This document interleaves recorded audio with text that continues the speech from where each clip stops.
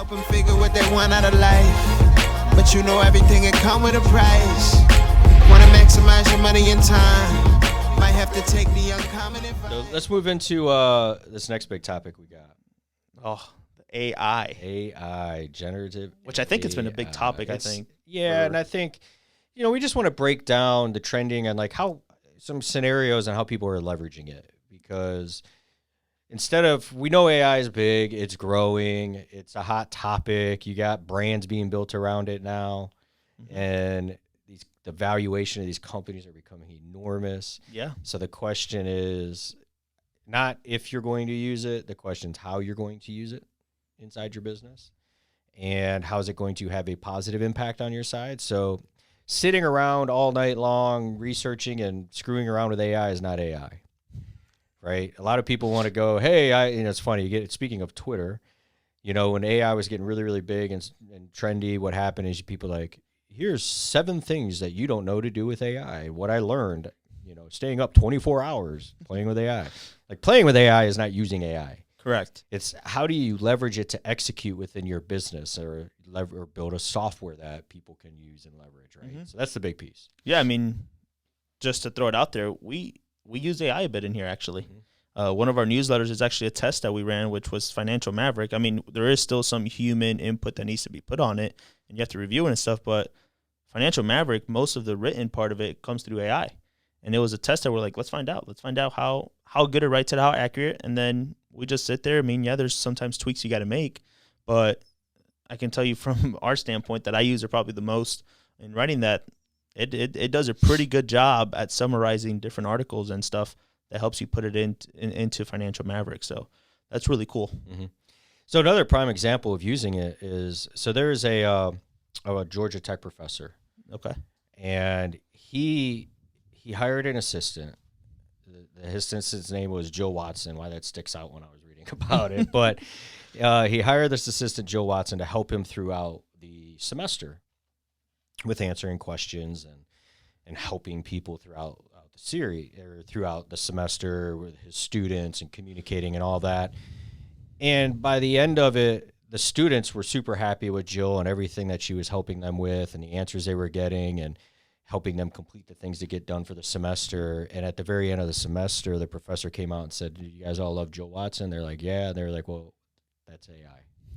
So Jill Watson was a chatbot assistant that he created to do all of his assistant work to help his students throughout the semester. So basically, if I were being one of his students and I would have emailed him something, Jill Watson was the one replying, basically? And how he fully leveraged every piece. But yeah, in essence. In that essence, hey, okay. Send me a message here, you'll get an answer. And Jill Watson, the AI assistant, was the one helping with that. And that's how it's being leveraged in education. That's just one way it's being leveraged in education to help kids learn and move faster and help these professors reduce some of that time off of them as well. So my question now goes to this. So assistants, I think, are big in the education. You see some teachers have them. So does that mean that job is in jeopardy? I don't know. I mean, time will tell, but I know I like to say time will tell. There is, yes, I mean, there are already jobs that are being lost due to the AI.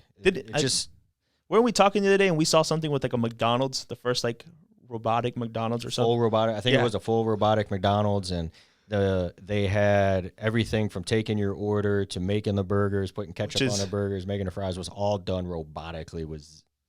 Which is ridiculous. And then jumping back to it, we were just talking about the jobs.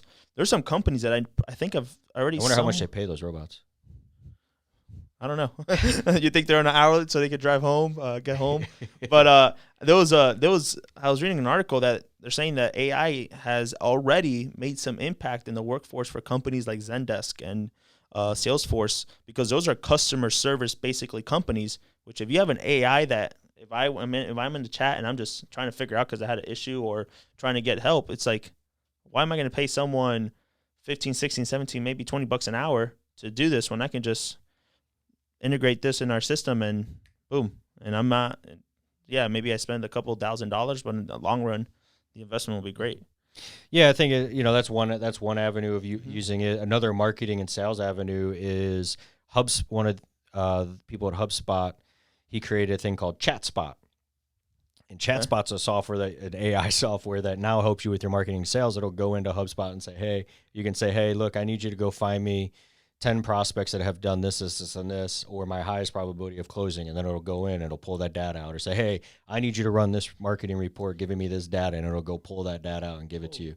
So I haven't heard of that one. That's awesome. Yeah. So there's these tools that are being built around it to help companies become smarter, efficient. And what I love about this one is it's data-driven information. Gotcha. So, and that's one way that it can be used, and the companies are leveraging it. And then there's another company out there called Longshot, and Longshot is for blogging, right? So if you're a content creator, this is a platform that they've set up, that someone built this software, and it's dedicated specifically towards helping you creating articles that you can leverage on your website.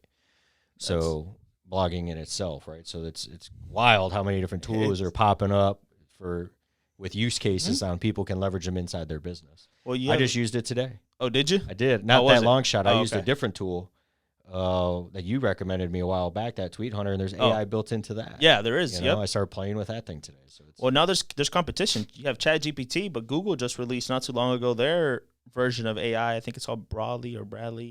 But they released that, I think it was a couple of weeks ago, where it came fully out. And I was playing around with it. It's doing basically the same thing.